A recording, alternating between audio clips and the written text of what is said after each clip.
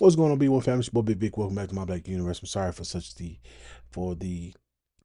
far in between posts. You know what I'm saying? We're in the business of moving. You see right here, right in the corner. That's why I'm not using the regular camera because it looks a hot mess behind us. However, um, I want to start this. I couldn't, dilly dally. I couldn't delay. We're starting a new series. It's going to be called Bushmeat Chronicles. So this is episode 1, volume 1. And yes, we're covering this. There's been a lot of people who keep being disrespectful and keep talking about us and try to tell us how we don't have culture, this, that, and other. They come to these spaces, these rooms, these lives, whether it's TikTok, whether it's Twitter, whether it's YouTube, whatever. And it's like, okay, well, there are people who go to your countries and enjoy your fine cuisine, and we can see it put on Front Street. Like, it's not a game. It's not like we're making this stuff up. So, fam, we're going to start out with this brother. If you've seen this cat, you already know this dude is off the chain. And I'm looking at these colors. I think that's a Kenyan flag, or the Kenyan flag colors, the way it's laid out. We don't get into this, but watch this video. This man's a trip.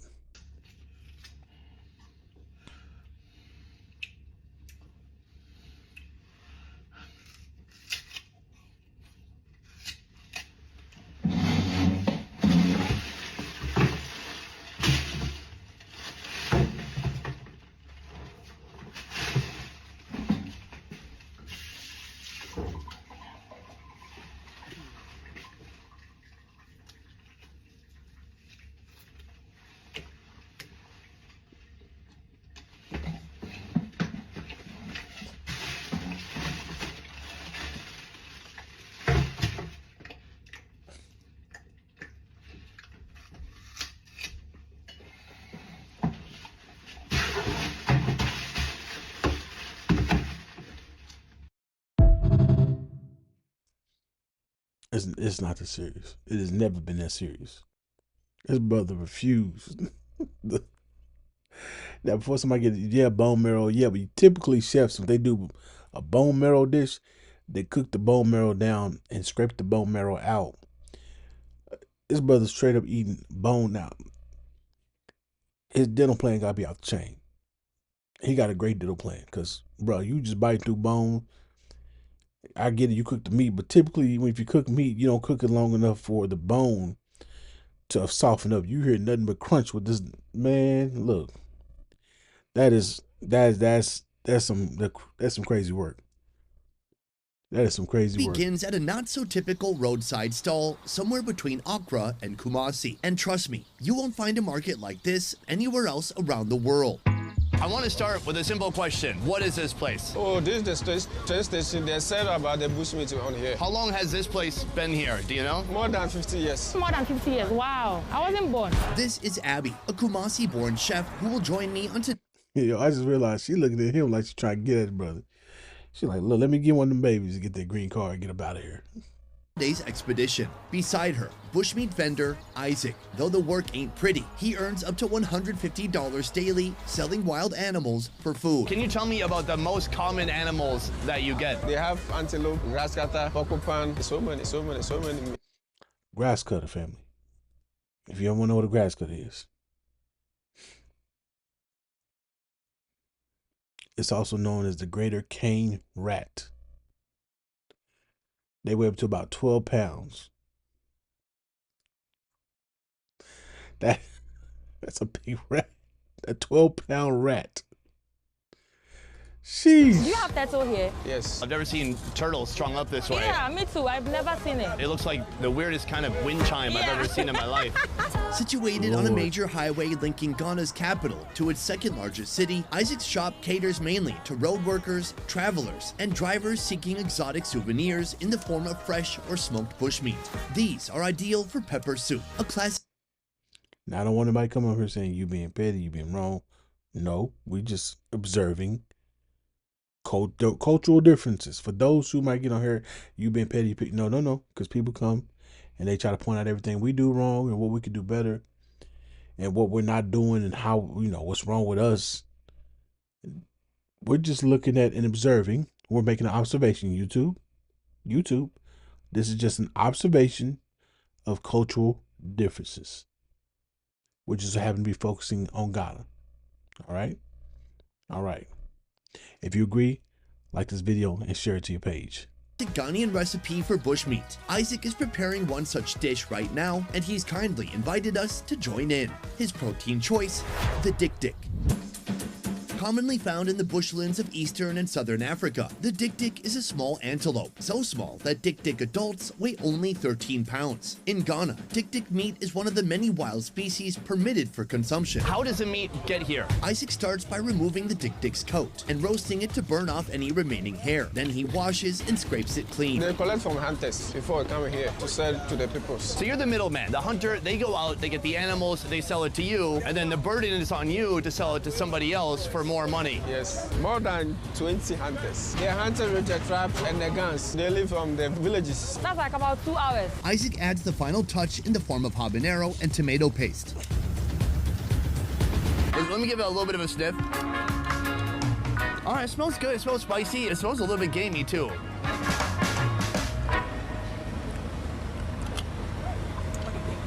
No, I didn't recognize. I just realized that the first time. You see a girl, that look on her eye? That look right there. Hold on. Tomato paste. Hold on. Let me give it a little bit of a sniff. All right, it smells good. It smells spicy. It smells a little bit gamey, too. That.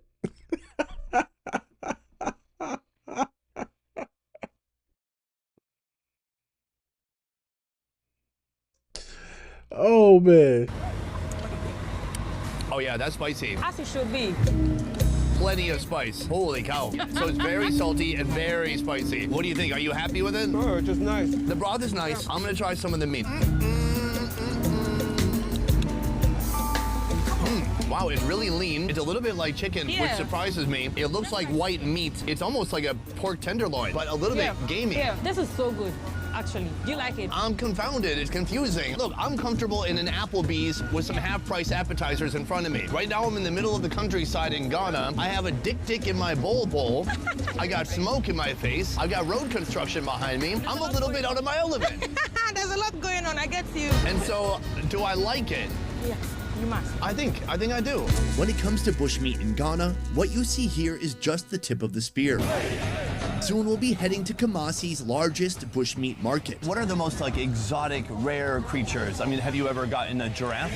But first, there's more to uncover at this roadside stall, including this, an unexpected encounter with one of the most prized bushmeat targets in Africa. It's well known that it's illegal to have, but they have it anyways. Most people, when they come to Africa or to Ghana and they make a video about bushmeat, it's all negative. It's a way of life and a way of eating that most Americans cannot even begin to comprehend. What? No, we wouldn't. Look, even when we were hunting, there was certain things, certain things we wouldn't eat. Now, if you just out and about and you just like, look, I need sustenance, you might, get a rat or two. But typically, man, we look, bison, deer, rabbit, things of that nature. We typically, even before having meat farms and things of that nature, we typically kept to a certain group of animals. Giant rat, that's like if you just absolutely had to. You out, you had no comms, you can't reach nobody, you know what I'm saying? Like it's either starve or a little bit of rat. So that's at that point, that's it's like I have to, I gotta do this.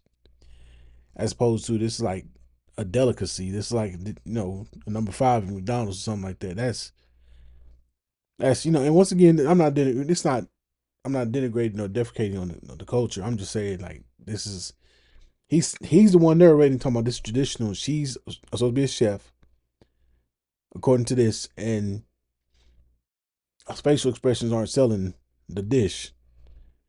And seeing this being handled outside with the hands and all this stuff. It reminds me of India. Reminds me of the Indian food market. So I don't know, family. What y'all think? Percentage of people in Ghana do you think are actually taking part in the consumption of bushmeat? There are a lot of people. Half the people? More than half. Makes it even a little bit more heartbreaking, the fact that they're so docile and gentle. It's not trying to bite me or attack, it's just trying to hide and wait for me to go away. But who's after these pangolin scales, and for what reason? You can hear me, right?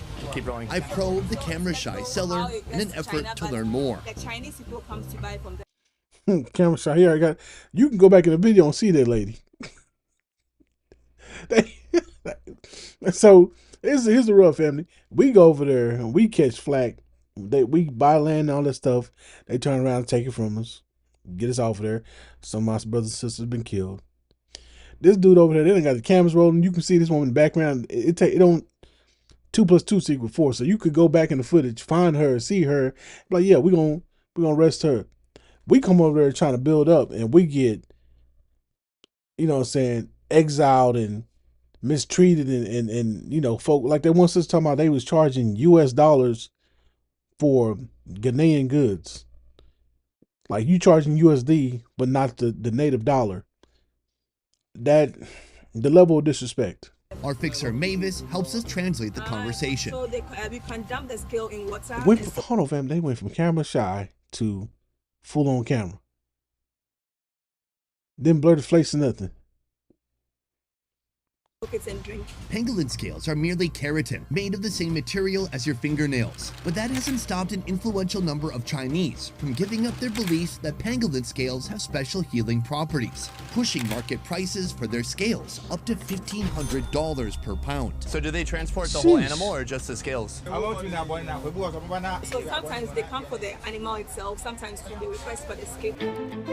So $150 later, I'm the proud new father of this guy. The only problem is, I need to find a safe place to let him free, a place where he won't be caught by the same poachers.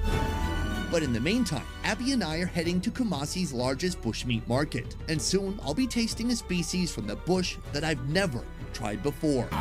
So different animals can come any day. Can be from grass cutter to bush bags, antelope, whatever it is, they can all come. So it depends on the hunter, it doesn't depend on them. By Abby and I meet the Queen Mother. I come in here and I'm like, why is this bushmeat market more orderly than half of Ghana? I think it's because of you. The Queen Mother is an elected representative and arbitrator of disputes among traders. When you became the Queen Mother, what changes did you make? This one, I brought it here. The cooler. We put the meat on it. Then we take ice blocks, not to spoil. This antelope. oh, We have Family, we had the ice box years ago, and we like a true ice box. That's just a cooler.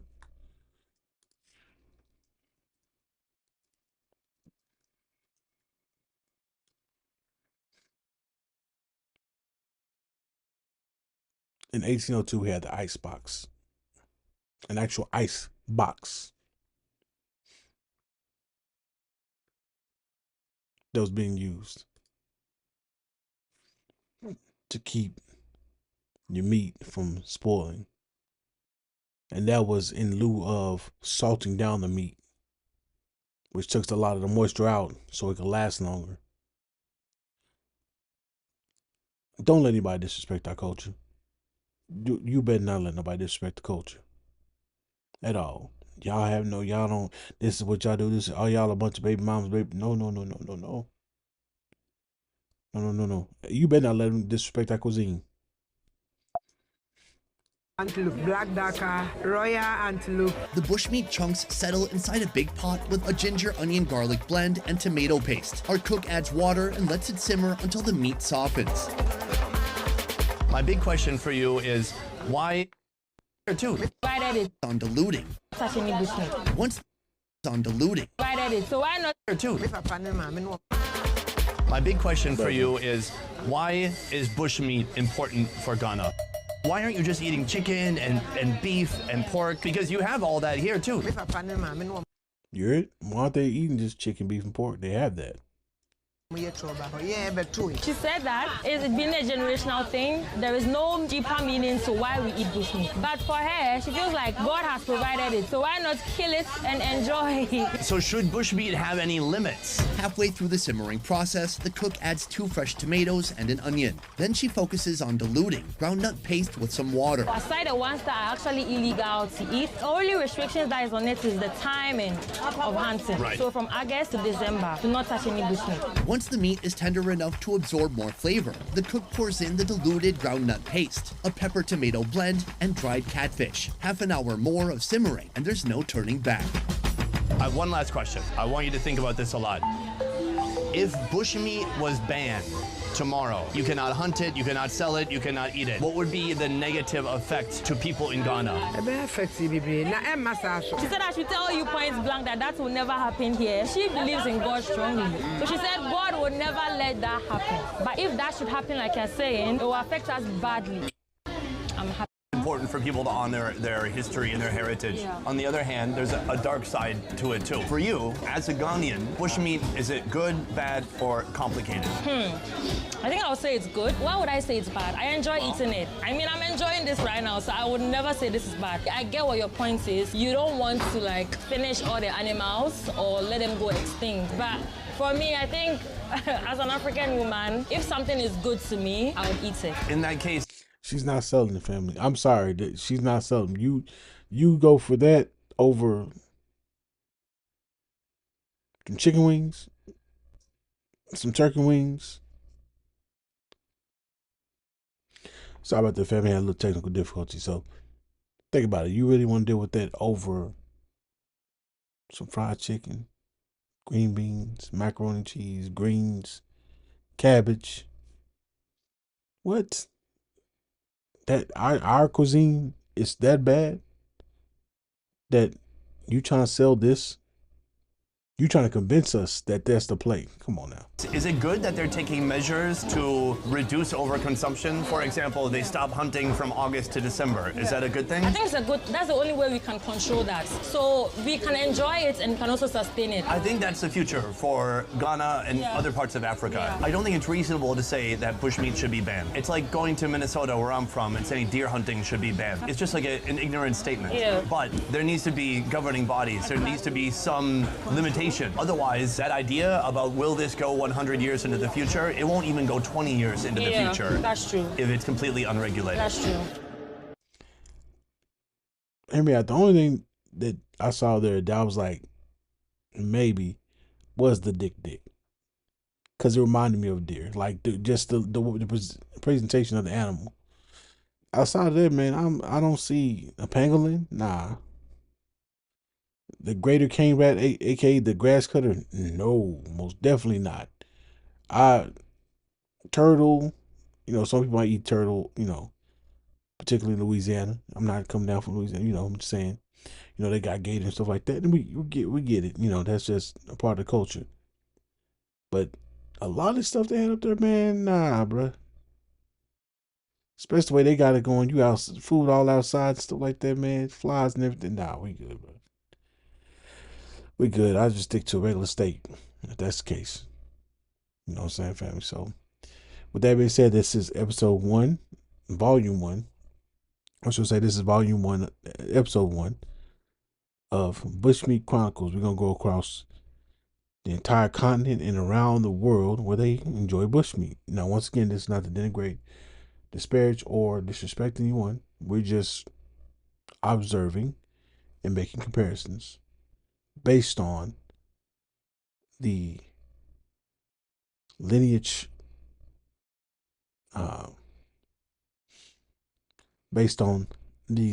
climate that is going on right now. People claiming their lineage and standing on that. We're just making observations, all right? So, once again, family, if anybody comes through, try to disrespect you, disrespect your lineage, talking about what you eat and what you do and how you dress, just make them look at their homeland. Peace and Black empowerment.